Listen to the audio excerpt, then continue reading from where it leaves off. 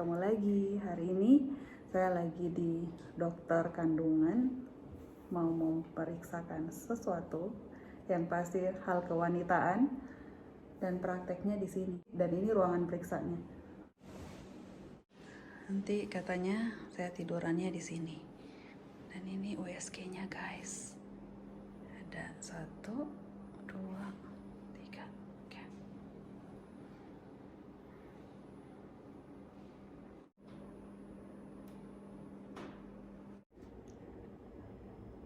Saya udah siap-siap, tinggal tunggu bapak dokternya datang.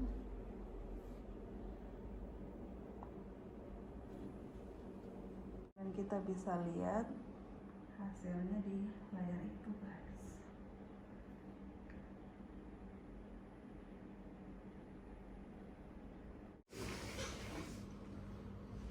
Ini gambar USG dari payudara.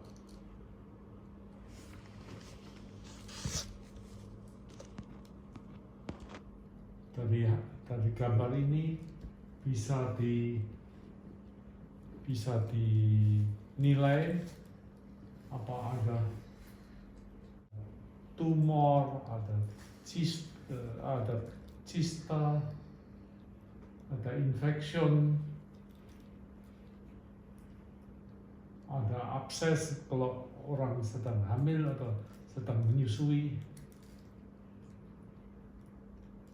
Dan ada gambar yang khusus menunjukkan bahwa itu ada benjolan atau ada pertumbuhan dari suatu benjolan. Kalau ada pertumbuhan berarti itu ada cenderung selalu membesar. Itu menunjukkan bahwa itu biasanya ada kanker.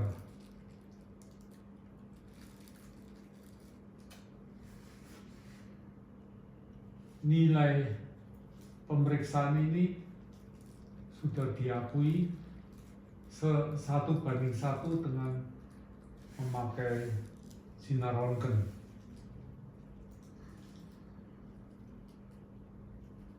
Jadi dianjurkan oleh Persatuan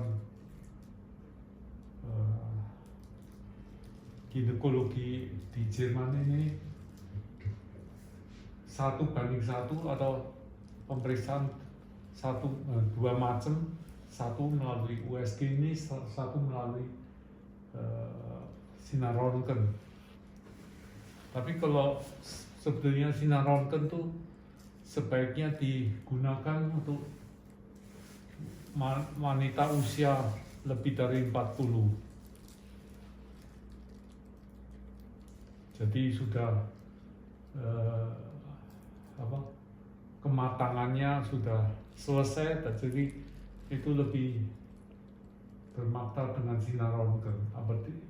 Apa dengan USG ini setiap saat bisa melalui setiap saat seumur berapapun bisa dilakukan tanpa risiko, tanpa efek sampingan kena sinar röntgen atau apapun. Ini karena hanya melalui gelombang-gelombang seperti gelombang suara atau gelombang suara yang seperti dulu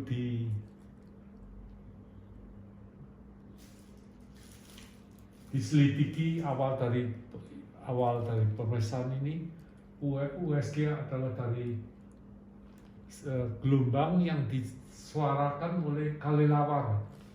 Kelelawar itu saling satu dengan yang lain, mereka mengirimkan suara-suara atau gelombang suara yang hanya mereka bisa dengarkan, yang manusia nggak bisa dengan telinga biasa tidak bisa dengar, cuma dapat ditangkap dengan yang semua kenal itu osilometri. Jadi gelombang suara yang dipancarkan oleh kelelawar itu diterima oleh dia. Prinsipnya ini lalu digunakan untuk pemeriksaan USG, baik di bidang payudara, baik di bidang ginekologi, pemeriksaan jantung, pemeriksaan perut, segala pada bayi, pemeriksaan otak, segalanya itu semua sekarang bisa digunakan untuk dengan USG ini. Ini dari tadi sambil bicara saya sambil melihat hasilnya tanpa kelainan, tidak tampak kelainan pada payudara, pada pasien ini. Cuma sekarang saya sebelum selesai saya cuma mau menunjukkan bahwa alat ini bisa untuk mendeteksi, contohnya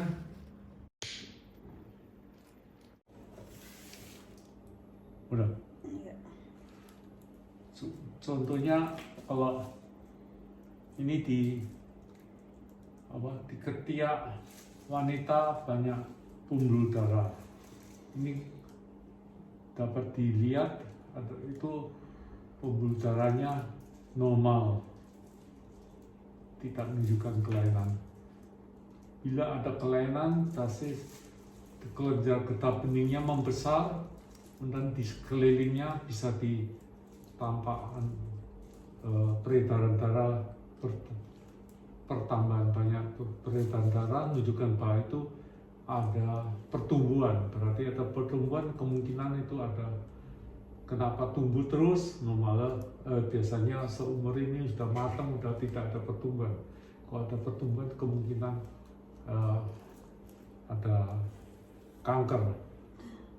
Jadi itu yang prinsip-prinsip yang dipakai pada pemeriksaan USG ini. Contohnya kalau pada ibu hamil, bisa di sekitar di dekat daerah puting susu, bisa dilihat apa ada pertambahan gambar pembuluh darah, pertambahan pembuluh darah. Itu menunjukkan ada radang atau nanjakan segala kemungkinan. Tapi pada pasien ini semuanya tanpa kelainan.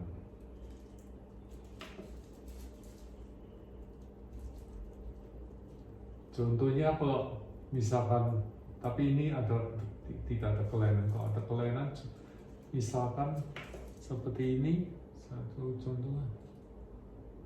Misalkan ada, ini seperti orang pakai kaca yang pakai kaca. Kok yang normal itu yang nggak ada bayangan tampiasnya. Tapi kalau ada kelainan ada bayangannya. Dari bayangan ini bisa dikriteriakan apa ini ada bayangan tumor yang bulat sekali dan bayangannya lurus. Kalau ada benjolan yang seperti duri atau seperti rambutan, dan otomatis di bayangannya ini ada lengkap leku bayangan. Misal waktu pertama belajar ini, saya ingat waktu masih kecil, ada dekat rumah kampung halaman saya ada itu kalau ada orang ada hajat pakai pesta pakai wayang kulit, penonton melihat dari balik layar. Jadi itu seperti kita melihat bayangannya. Kok bayangan Petruk, ujung hidungnya kelihatan, ujungnya hidung kelihatan mancung sekali. Atau kalau gambarnya Bagong itu hanya bulat sekali, jadi tidak ada lekuk-lekuk. Ini di prinsipnya itu saya bilang, itu prinsipnya yang kita masih kecil suka nonton wayang kulit di kampung. Ternyata prinsip itu saya pakai di sini, jadi saya untuk menerangkan apakah ini ada tumor atau benjolan atau ada abses atau kista atau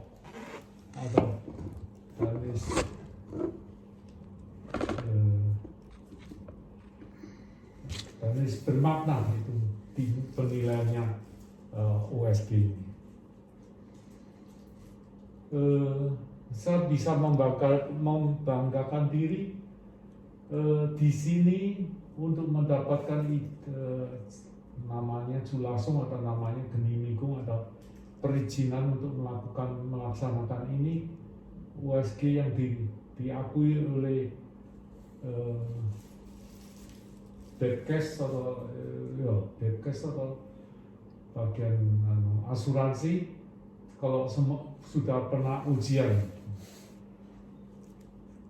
Saya mendapatkan ilmu ini saya sebelum jadi spesialis, ada waktu sekitar 5 bulan nunggu ujian.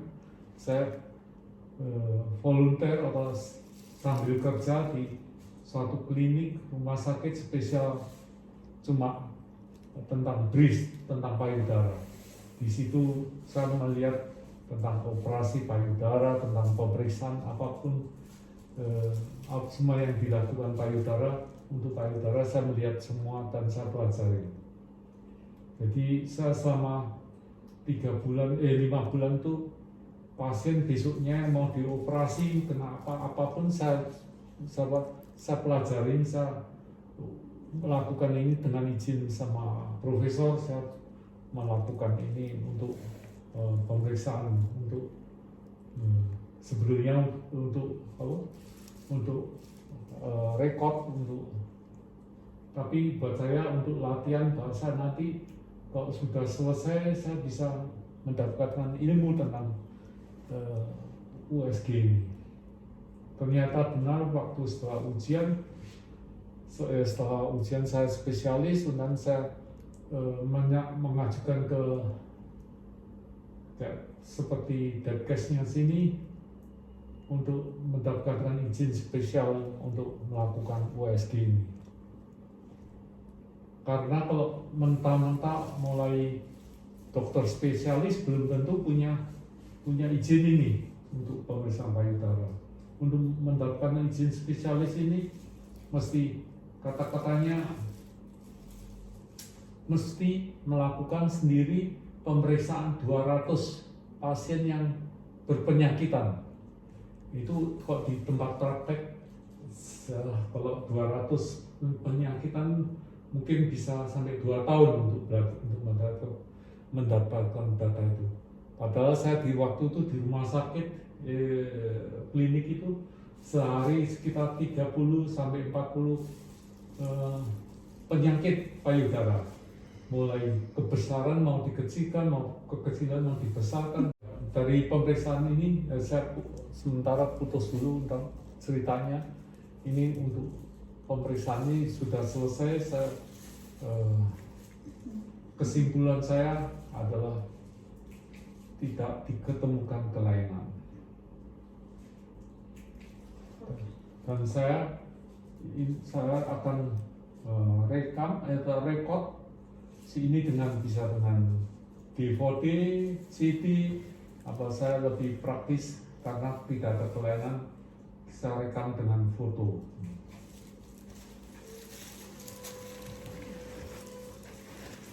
Pakai komputer tomogram atau magnetic MRT, MRI, magnetic resonance imaging untuk lebih mengetahui sifat-sifat dari tumor tersebut.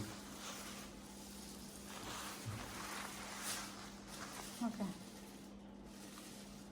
Akhirnya pemeriksaan selesai dan lihat hasilnya.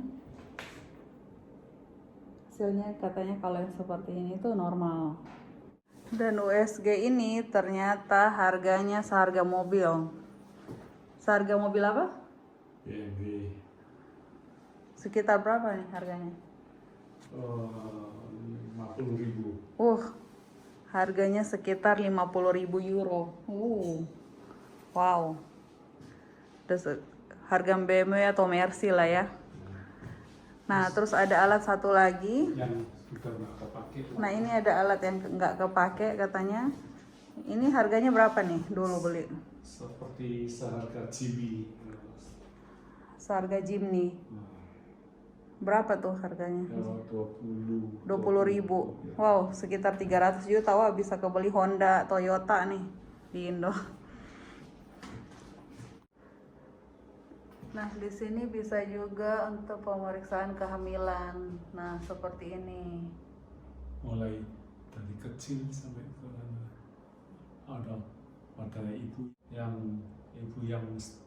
mau ingin anak. Oh, atau orang juga yang mau bayi tabung juga bisa.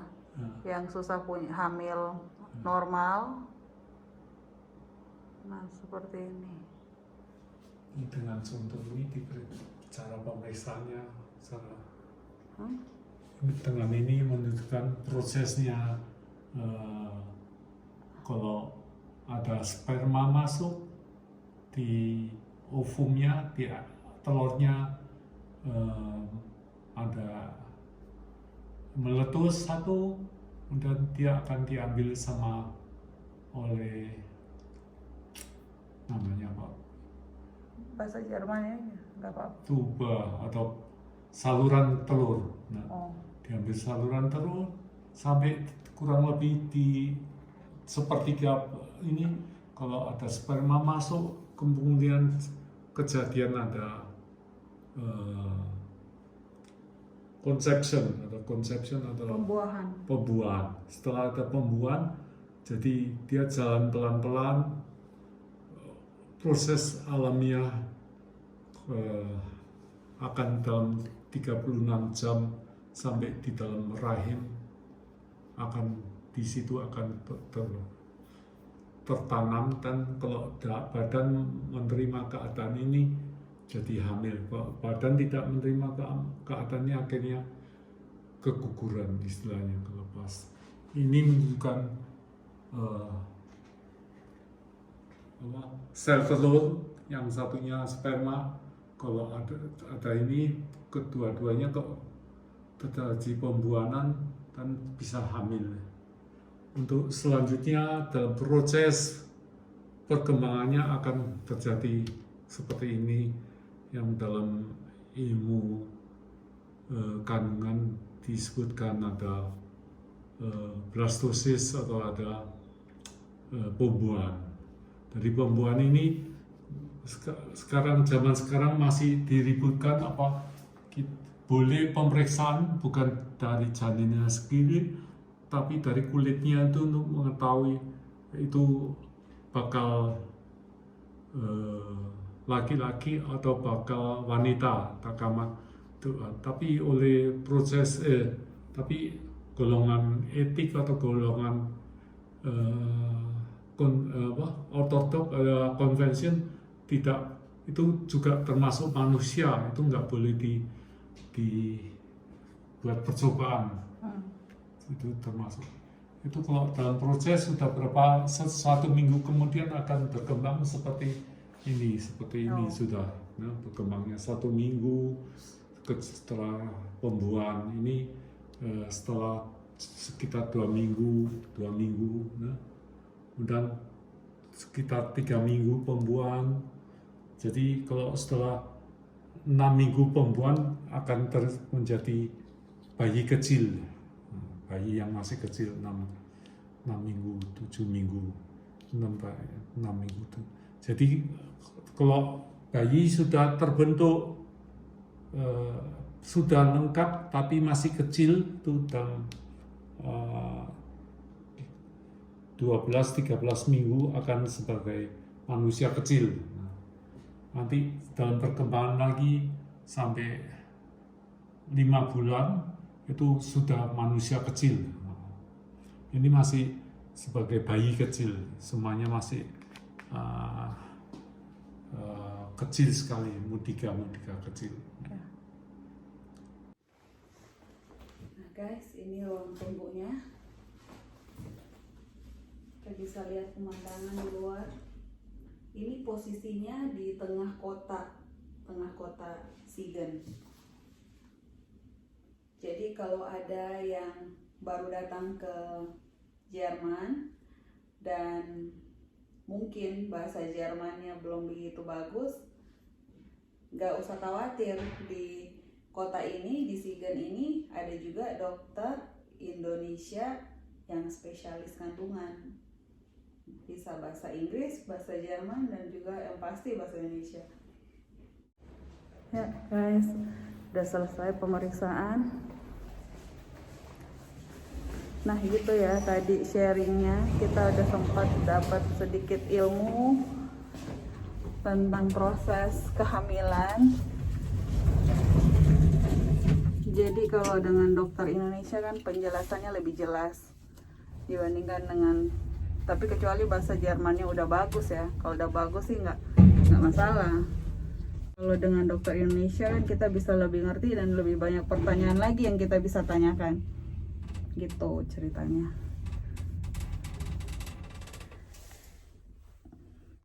Ya, dan di dokter ini untuk pemeriksaan USG-nya itu lengkap banget. USG dari USG vagina, terus bisa juga payudara dan kandungan. Nah, itu lengkap banget.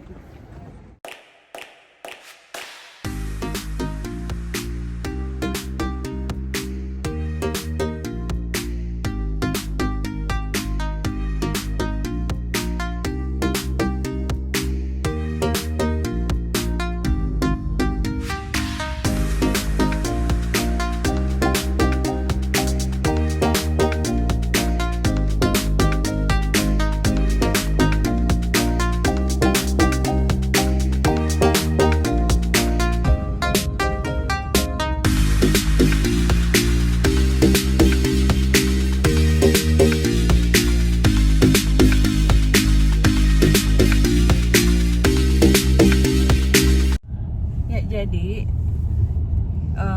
pemeriksaannya selain pemeriksaan payudara, kita juga bisa pemeriksaan alat kandungan dari bawah.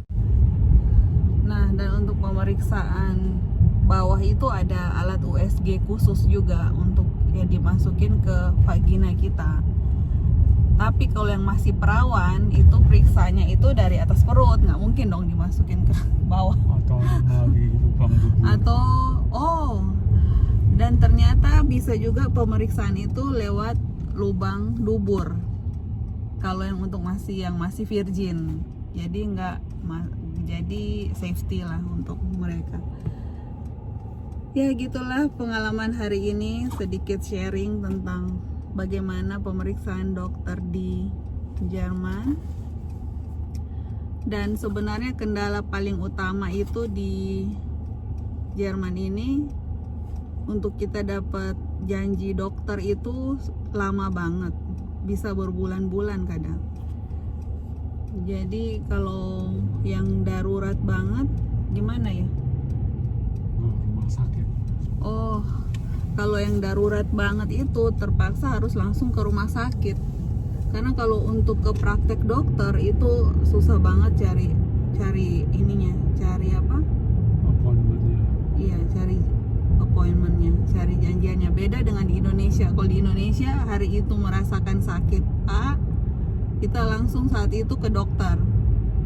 Bisa seperti itu. Kalau di sini semua harus dengan janjian. Kalau dengan Pak Dokter ini, yang orang Indonesia ini, kalau dengan Pak Dokter yang ini, nah ini khususnya orang Indonesia Dari Jawa. Apalagi yang dari Jawa, ini Pak Dokternya juga bisa bahasa Jawa, jadi bisa kapan saja, special for Indonesian people. Oke? Semoga semoga info hari ini, vlog hari ini bermanfaat untuk semuanya, khususnya warga Indonesia yang ada di Jerman, apalagi yang tinggal di Jerman bagian selatan, North Rhine-Westfalen. Ya, terima kasih ya yang udah menonton. Jangan lupa di subscribe, like, dan komen ya. Sampai jumpa di vlog berikutnya. Bye-bye.